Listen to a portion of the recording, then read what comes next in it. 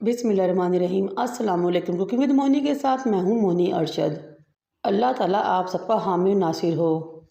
आज मैं आपके लिए जैम की इजी क्विक ज़बरदस्त रेसिपी लेकर आई हूँ कि जो आपसे 10 से 15 मिनट में रेडी कर सकते हैं और अपने बच्चों को अपना दीवाना बना सकते हैं, उनको खुश कर सकते हैं।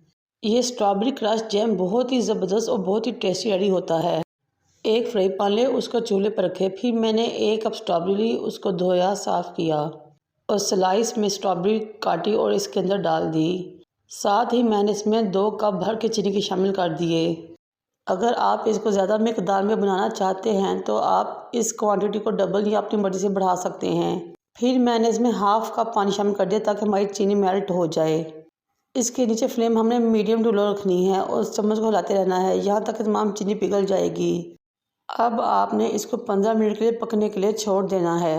ये ना सिर्फ एज आ जैम यूज़ हो सकती है ब्रेड के साथ, बल्कि पराठे के साथ भी बच्चे बहुत शौक से खाते हैं। तो अगर आपके पास घर में क्रीम मौजूद हो, क्रीम मिक्स करें और बच्चे को ब्रेड के ऊपर लगा कर दें या पराठे के साथ एंजॉय कीजिए। या फिर अगर रमज़ान में आप फ्रूट चाट बना रहे हैं या क्रीम चाट बना रहे हैं या रशियन चाट बना रहे हैं, उसमें भी ये यूज़ कर सकते हैं।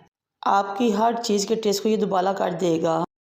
तकरीबन 15 मिनट हो चुके हैं हमारे इस स्ट्रॉबेरी क्रश जैम को पकते हुए। स्ट्रॉबेरी तो वैसे ही बहुत नरम होती है, जब ये पकेगी तो वो मज़ीद इसमें घुल जाएगी और नरम हो जाएगी।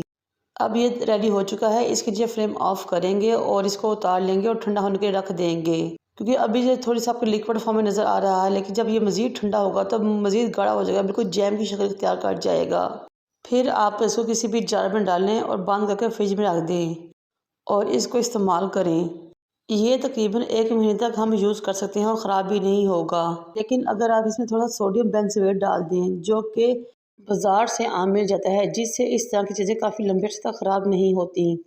मुझे और मेरे वालिदैन को दुआ में याद रखें। अल्लाह हाफ़िज़।